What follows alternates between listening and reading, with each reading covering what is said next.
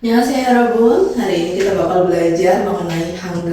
Jadi Hangul itu adalah huruf atau sistem penulisan dari bahasa Korea. Untuk Hangul sendiri itu penulisannya tidak sama seperti alfabet ya. Kalau kita alfabet itu kan menyamping, kalau Hangul itu ditulisnya per suku kata. Dan ada aturannya. Untuk aturan suku kata dari Hangul itu yang pertama, minimal itu terdiri dari 2 huruf dan maksimal 4 huruf. Jadi tidak boleh 1 huruf saja per suku katanya. Dan untuk aturan yang keduanya itu harus selalu didahului dengan konsonan. Jadi tidak boleh didahului dengan vokal untuk suku katanya.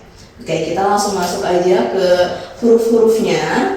Jadi seperti halnya alfabet, Hangul itu juga memiliki konsonan dan juga vokal. Untuk konsonannya sendiri itu dibagi menjadi konsonan tunggal atau konsonan basic dan juga konsonan ganda. Dan vokalnya juga sama, ada vokal tunggal dan juga vokal ganda. Untuk konsonannya sendiri itu punya nama dari masing-masing hurufnya. Selain dia punya nama, punya pelafalan juga pastinya. Dan pelafalannya itu berbeda tergantung dari peletakannya. Apakah dia di awal ataupun di akhir suku kata, itu berbeda. Dan untuk cara cepatnya, punya cara cepatnya. Cara cepat menghafalnya itu tinggal dihafalin namanya aja. Jadi misalnya untuk huruf yang pertama ini namanya Gyeok. Gyeok ini untuk pelafalannya itu, dia kalau di awal atau di depan itu G. Kalau di akhir menjadi K. Nah, kalau misal kita hafalin semuanya, hurufnya, pelafalan dan juga namanya, itu kan akan memakan waktu ya. Jadi tinggal dihafal ini saja, namanya saja. Karena kalau kita lihat Gyeok, Gyeok ini kan dia diawali dengan G dan diakhiri dengan K. Berarti dia kalau di awal suku kata atau di awal kata itu dia dilafalkan dengan G. Kalau di akhir menjadi K, begitu. Nah, kalau untuk huruf yang kedua, ini namanya huruf Nian. Dia mirip dengan huruf Gyeok tapi dibalik ya.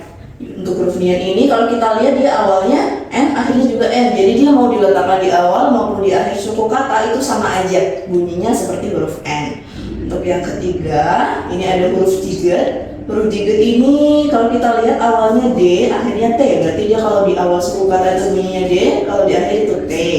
Terus kemudian yang berikutnya ada huruf Riel. Huruf Riel awalnya ini R, akhirnya L. Berarti kalau di awal suku kata pelafalannya itu seperti huruf R, kalau di akhir itu menjadi L. Untuk huruf Niam dia sama dengan Nian, karena kan namanya Miem ya, awalnya M, akhirnya M.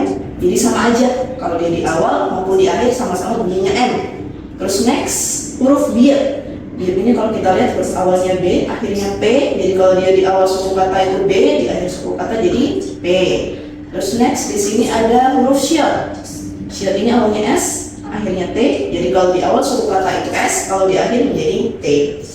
Next di sini ada huruf Iyang. Huruf Iyang ini kalau dia diletakkan di awal itu tidak ada bunyinya. Jadi dia bunyinya itu kalau misal dia diletakkan di akhir aja, bunyinya jadi tapi kalau di awal tidak ada bunyi. Next yang berikutnya ada huruf Jiet.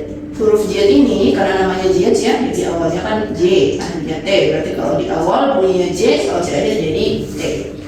Next, nah untuk huruf ini dia masih masuk ke huruf konsonan basic atau konsonan tunggal. Tapi ini itu namanya konsonan aspiratif. Konsonan aspiratif itu maksudnya konsonan yang dilafalkannya itu dengan cara ditekan, atau kalau dilafalkan itu mengeluarkan udara. Contohnya seperti ini. Huruf yang pertama dari konsonan aspiratif ini ada huruf Ciet. Huruf Ciet ini kalau di awal dilafalkannya seperti ca gitu. Jadi bukan ca tapi ca. Jadi dia CH ada hanya.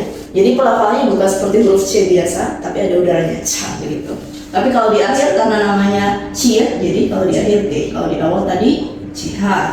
Terus next, di sini ada huruf Kiel. Namanya Kiel. Jadi kalau di awal itu KH, jadi pelafalannya K gitu. Ingat ya, aspiratif, jadi harus ada udaranya. Terus kalau di akhir menjadi K biasa. Terus next, huruf yang seperti huruf alfabet E ini namanya huruf Tiet. Dia kalau di awal dilafalkannya TH, TH begitu. Kalau di akhir menjadi T biasa. Next, di sini ada huruf Piet. Huruf Piet namanya Piet, berarti kalau di awal PH, P, ingat ditekan. Kemudian kalau di akhir P. Next, di sini ada huruf Hiet. Huruf Hiet kalau di awal berarti H, kalau di akhir menjadi T. Jadi huruf-huruf konsonan aspiratif ini dia masih masuk ke konsonan tunggal atau konsonan basic ya. Next, kita masuk ke yang berikutnya. Di sini ada konsonan ganda. Nah, konsonan ganda ini namanya memang konsonan ganda, tetapi bukan berarti ini itu dua huruf. Dia dihitungnya satu huruf, cuma namanya itu konsonan ganda karena dia gabungan dari dua huruf begitu.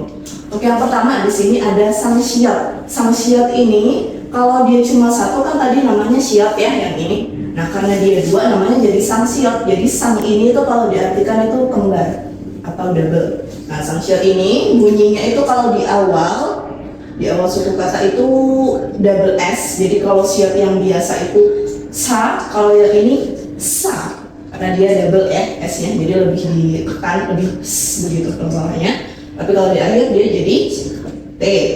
Kemudian untuk sang dia kalau di awal itu seperti huruf P, pa gitu. Jadi dia penulisannya biasanya double P, tapi kalau di akhir P saja. Terus next sangjiat ini biasanya romanisasinya atau alfabetnya itu dituliskan dengan double J, tapi pelafalannya bukan ja tapi ca. Jadi seperti huruf C ya. Bedanya dengan ciat tadi, kalau ciat itu ca ada udaranya, sedangkan yang sangjiat ca biasa. Kalau di akhir dia menjadi T. Kemudian yang berikutnya ada ini sangbiok. Sangbiok ini dia kalau di awal suku kata bunyinya seperti huruf K, jadi dituliskannya dengan double K seperti ini, tapi kalau di akhir jadi K biasa. Oke, untuk huruf konsonannya sudah selesai, kita akan masuk ke huruf vokalnya. Untuk huruf vokal seperti yang tadi aku katakan dibagi menjadi vokal tunggal dan juga vokal ganda seperti halnya konsonan tadi ya. Untuk yang ini itu vokal tunggal atau vokal dasar. Dan untuk yang sebelahnya ini yang vokal ganda. Untuk huruf vokal itu dia dibagi lagi menjadi vokal tegak dan juga vokal tidur. Jadi kalau vokal tegak itu letaknya di samping konsonan, sedangkan untuk vokal tidur itu letaknya di bawah konsonan. Jadi untuk vokal tegak itu yang sebelah sini. Yang pertama ada huruf A, kemudian huruf A ini ditambahin lagi garis kecilnya menjadi ya. Kemudian huruf A dibalik menjadi O, dia tulisannya biasanya EO tapi bacanya O. Kemudian garis O ini ditambah lagi garisnya satu menjadi IO. Kemudian ini huruf yang paling mudah, ini namanya huruf I. Jadi kalau huruf vokal itu tidak memiliki nama, hanya pelafalan saja, berbeda dengan konsonan tadi ya. Kemudian kita masuk ke vokal tidur. Vokal tidur yang pertama ada O. Ini bedanya dengan yang ini, kalau yang ini itu lebih lebar. Yang ini O, yang ini O. Kemudian yang ini yo, ini O dibalik menjadi U, kemudian nambah garisnya satu jadi U, kemudian huruf yang ini itu E. Oke, kita masuk ke vokal ganda. Yang pertama yang seperti huruf H ini itu adalah huruf E. Dia biasanya dituliskannya dengan AE, tapi bacanya E. Kemudian garis di tengahnya kita tambah satu lagi menjadi Y.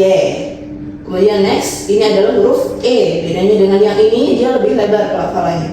Kalau yang ini E, kemudian yang ini E. Kemudian E ditambah garisnya satu lagi jadi Y. Kemudian di sini ada huruf-huruf yang dia itu gabungan dari vokal tidur dan juga vokal tegak. Yang pertama di sini ada gabungan dari O dan A, huruf W. Kemudian gabungan dari U dan O menjadi WO. Kemudian O dan E menjadi W. Kemudian O dan I ini pelafalannya juga W sama seperti yang ini. Kemudian U dan E W lagi. Jadi untuk W itu ada 3 huruf ya. Ini, dua ini dan juga ini. Kemudian U dan I itu menjadi B, jangan sampai tertukar dengan yang ini, karena kalau O dan I itu W dan U dan I itu B. Kemudian yang terakhir ada huruf E dan I menjadi EI. Oke, sekian untuk pembelajaran kali ini. Sampai jumpa di kelas berikutnya.